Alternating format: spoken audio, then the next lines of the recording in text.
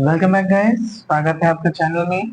आज कंटिन्यू करेंगे हम हमारे पेरेंटल प्रिपरेशन का, जिसमें हम देखेंगे filling sealing of ampoules, vials and bottle और भी इंटरेस्टिंग टॉपिक्स। तो चलो बिना टाइम वेस्ट किए शुरू करते हैं। फिलिंग एक ऐसा प्रोसेस है, ऑपरेशन है, जिसमें हम हमारे जो लार्ज प्रोडक्ट जो कंटेनर में बने हुए होते हैं उनको सब डिवाइड करते हैं छोटे छोटे डोज उस कंटेनर में। मोस्टली फ्रीक्वेंटेड कंपाउंड जो होता है, जो लिक्विड में बना हुआ होता है, उसको हम लोग डिस्पर्स सिस्टम में बनाते हैं, जैसे कि इमल्शन और सस्पेंशन, और कभी कभार पाउडर में भी। तो जो लिक्विड होता है, लिक्विड को मेनली हम लोग थ्री मेथड से हम लोग फिल करते हैं। पहला है वॉल्यूमेट्रिक फिलिंग, दूसरा है टाइम या प्रेशर डोजिंग, तीसरा है नेट फिलिंग। ठीक है। वॉल्यूमेट्रिक फिलिंग मशीन में क्या होता है कि हम लोग इसमें पिस्टन और पेरिस्टाल्टिस पंप का यूज करते हैं, जो कि मोस्ट कॉमनली यूज होता है। पेरिस्टाल्टिस पंप या पिस्टन जैसे इंजेक्शन होती है, यहाँ से ऐसे नोजल रहेगा, यहाँ से वो फिल होता रहेगा कंटेनर में, और यहाँ पे पिस्टन लगा रहता है। पिस्टन धीरे धीरे प्रेस करेगा तो वो थोड़ा थोड़ा उसके अंदर फिल होता रहेगा। जो हाई स्पीड रेट से फिल करता है with desire accuracy and precision. ठीक है। Multiple filling unit are often join electronically coordinated machine, धनाधन वो भरते हुए चला जाता है। टाइम प्रेशर या टाइम ग्रेविटी की बात करें तो ये भी पॉपुलैरिटी है फिलिंग स्टेराइल लिक्विड के लिए। इसमें टैंक कनेक्टेड रहता है जो कि प्रेशर सेंसर से जुड़ा हुआ होता है। जो सेंसर कंटिन्यूसली मेजर करता है प्रेशर और ट्रांसमिट करता है पीएलसी सिस्टम पे, और मेंटेन करता है फ्लो मेन फोल्ड यूनिट पे, जो कि उसके हिसाब से फिल करता है। जैसे ही प्रेशर या टाइम मेंटेन हो जाता है, वो पिंच डाउन कर लेता है, यानी कि ऐसी मशीन लगी हुई है फॉर एग्जाम्पल। ठीक है। और यहाँ पे फिलिंग हो रही है, वो टाइम मेजर करता है कि इसको भरने में कितना टाइम लगेगा, या प्रेशर मेजर करता है कि इसको भरने में कितना प्रेशर लगेगा। जैसे ही वो स्पेसिफिक अमाउंट में पहुंच जाता है तो ये पिंच इन हो जाता है, ये मतलब बंद कर देता है, और ये आगे मूव कर जाएगा। यहाँ दूसरा आएगा, वो फिल होगा उसके अंदर, वो आगे मूव करेगा, ऐसे ऐसे से करके ये काम होता है। ठीक है। मेन एडवांटेज क्या है टाइम प्रेशर फिलिंग का, कि ये अपैरेटस मेडिकल मूविंग पार्ट इसके अंदर नहीं होता। ठीक है। मैकेनिकल मूविंग पार्ट नहीं होता है। एंड ये प्रेशर यूजुअली नाइट्रोजन से हम लोग क्रिएट करते हैं, इसीलिए कोई पंपिंग मैकेनिज्म भी इसके अंदर नहीं होता है। ठीक है। Filling small number of container is accomplished by hypodermic needle से। अगर स्मॉल स्केल पे करना है तो हाइपोडर्मिक नीडल का यूज करके हम लोग कर लेते हैं, जिसे हम लोग बार बार उसको निकालेंगे और फिल करेंगे। जैसे ये लेफ्ट साइड में आप देख रहे हो, और राइट साइड में जो मशीन है वो लार्ज स्केल के लिए यूज होती है।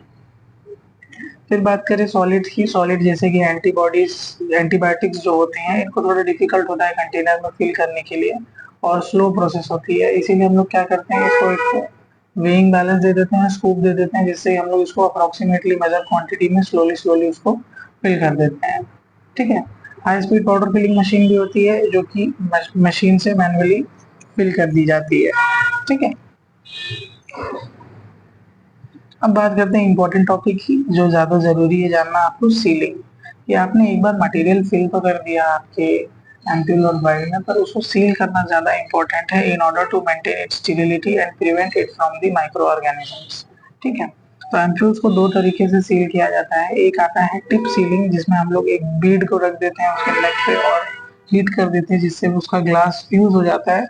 और पुल सीलिंग, जिसमें हम लोग एम्प्यूल के नेक को हीट करते हैं और फिर पुल करते हैं, जिसके वजह से वो स्ट्रेच होके टूट के टिप उसकी जो सील हो जाती है। दोनों इमेज आप देख सकते हो। लेफ्ट साइड में हमने क्या किया, हमारे एम्प्यूल के नेक के ऊपर एक छोटा सा बीड रख दिया और उसको हीट करेंगे, जिससे कि वो सील हो जाएगा। एंड सेकंड इमेज में आप देख सकते हो कि हमने एम्प्यूल को एक स्पेसिफिक पॉइंट से हीट किया, फिर स्पैचुला से पकड़ के स्ट्रेच करेंगे तो उसका मुंह ऐसे लंबा बन के टूट जाएगा। समझे, यही सारी चीज को इंग्लिश में लिखा गया है और थोड़ी टेक्निकल भाषा में लिखा गया है, तो पढ़ लेते हैं। कि टिप्स सील जो होता है जनरली मेल्ट करके बनाया जाता है ऑफ द ग्लास टिप को, एम्प्यूल को, from the Beed at the closing opening. ठीक है। रैपिडली हाई टेम्परेचर दिया जाता है गैस और ऑक्सीजन के फ्लेम से, जिससे यूनिफॉर्म बीड उसके ऊपर चिपक जाता है, हीट होके इवनली सारी साइड से। दूसरे साइड से हीट करके हम लोग एम्प्यूल को रोटेट करते हैं, और ये इनकम्प्लीटली सील होगा तो लीक होने लगेगा, इसीलिए लीकर बोलते हैं इसको। ठीक है। देन आता है पुल सीलिंग। नीचे देख लो इमेज, पहले ए लिया, उसको हम हीट कर रहे हैं। हीट करने के बाद जैसे ही वो हीट होने लगा, रेड हो गया, हम उसको पकड़ के खींच देते हैं। बस इसी को हम वापस से इंग्लिश में लिखेंगे। पुल सील मेथड जो होता है, heating the neck of the ampoule, tip के नीचे से उसको हीट करते हैं, इनफ जगह छोड़ देते हैं कि पकड़ के उसको हम फोर्सेप्स से खींच सकें। एम्पूल को हर जगह से रोटेट करते हैं सिंगल बर्नर पे, ताकि ग्लास जो है अच्छे से सॉफ्टन हो जाए और हमको पकड़ने के लिए प्रॉपर अच्छी स्पेस मिले। फिर जैसे ही वो रेड वाले स्टेट में आ जाता है, उसको पकड़ के हम लोग स्लोली सील कर देंगे और वो ब्रेक हो जाएगा। ओके, ये अब नेक्स्ट आता है वाइल या बॉटल को कैसे सील करते हैं। ग्लास या प्लास्टिक बॉटल जो रहती है उनको सील किया जाता है रबर क्लोजर से, जिसको हम लोग स्टॉपर बोलते हैं, जो कि रैपिडली लगा दिया जाता है प्रिवेंट करने के लिए कंटामिनेशन को। जैसे ही हमारा फिलिंग हुआ तुरंत हम लोग उसके ऊपर क्लोजर या स्टॉपर लगा देते हैं। ठीक है, मैकेनिकली भी इसको लगाया जाता है या ऑटोमेटेड प्रोसेस भी होती है, स्पेशली हाई स्पीड प्रोसेसिंग। ठीक है, रिड्यूस करने के लिए फ्रिक्शन को हम लोग क्लोजर लगा देते हैं इजीली, जो शूटे से कंटेनर के अंदर ड्रॉप करता है और उसको फिट कर देता है। ठीक है, इसमें वही सारी कहानी लिखी हुई है कि वो मशीन रहती है जो बहुत सारी ओपनिंग रहती है, उसके अंदर वो फिट कर देती है, ऑटोमेटिक प्रोसेस रहती है। ठीक है, ये ज्यादा इंपॉर्टेंट नहीं है, बट कॉन्सेप्ट आपको पता होना चाहिए।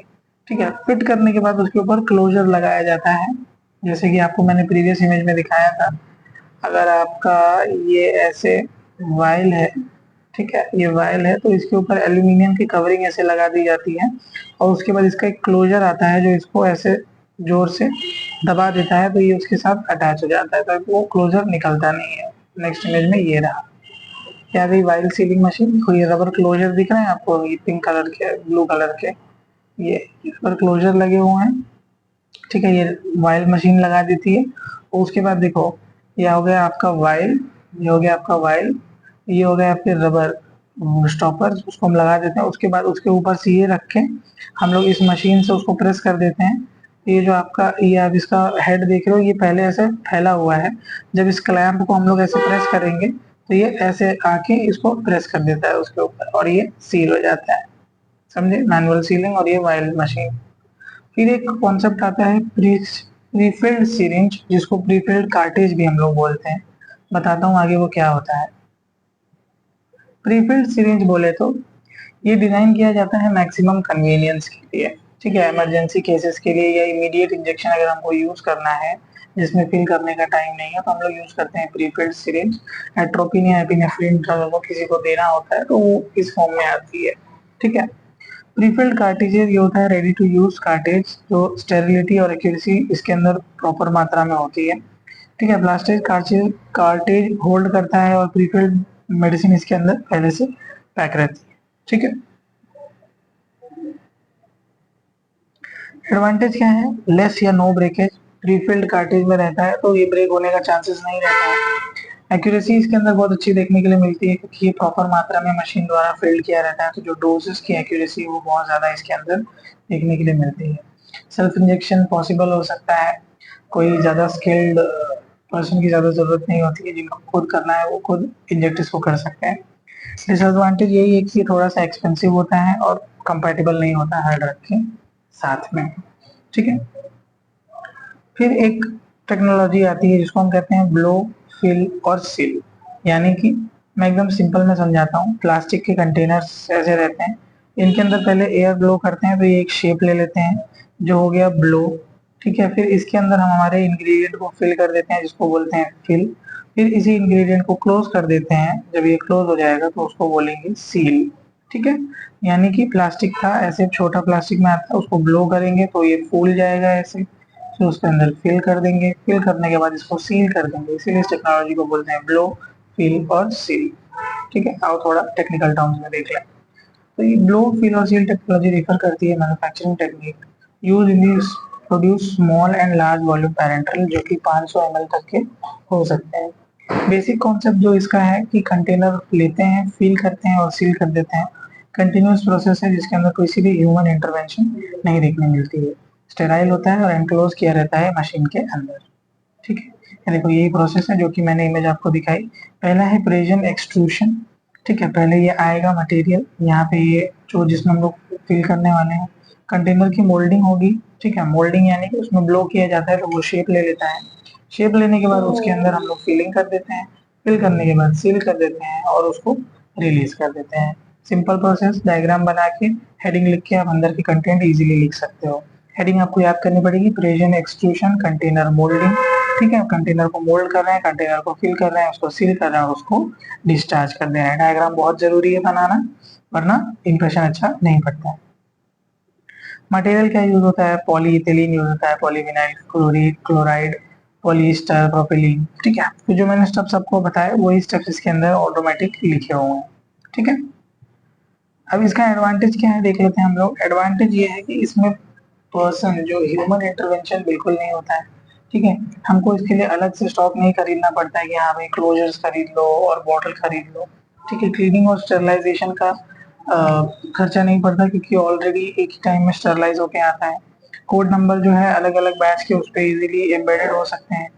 Cost of the material, transport, storage, inventory कम हो जाता है। वैलिडेशन की रिक्वायरमेंट कम हो जाती है। वैलिडेशन यानी कि हर चीज को हमको इंडस्ट्री में वैलिडेट करना पड़ता है कि ये चीज जो कहा जा रहा है वो करेगी। ठीक है, ये सही तरीके से काम करेगी, मतलब वैलिडेट करना। ठीक है, और लार्ज चॉइस ऑफ नेक रहता है, ओपनिंग शार्प डिवाइसेस अलग अलग शेप में आ जाता है अलग अलग डिवाइसेस में। और सिंगल कॉम्पैक्ट रहता है। ब्लो फिल सील मशीन जो होता है वो सेवरल कॉन्ट्रावेंशन मशीन से ज्यादा स्पेस बचा लेती है क्योंकि सारा काम ये अकेले कर लेती है। समझे? ये छोटा सा वीडियो था, इसमें बहुत ज्यादा इंपॉर्टेंट टॉपिक नहीं बट येट इंफॉर्मेशन और यूजफुल टॉपिक थे। नेक्स्ट वीडियो में हम इम्पोर्टेंट टॉपिक कवर करेंगे जिसमें हम पढ़ेंगे quality control test of the injection. इसमें मैं सारी क्वालिटी कंट्रोल टेस्ट आपको एक ही बार में पढ़ा दूंगा। थोड़ा लंबा वीडियो रहेगा बट हेल्पफुल रहेगा। मिलते हैं आपसे नेक्स्ट वीडियो में।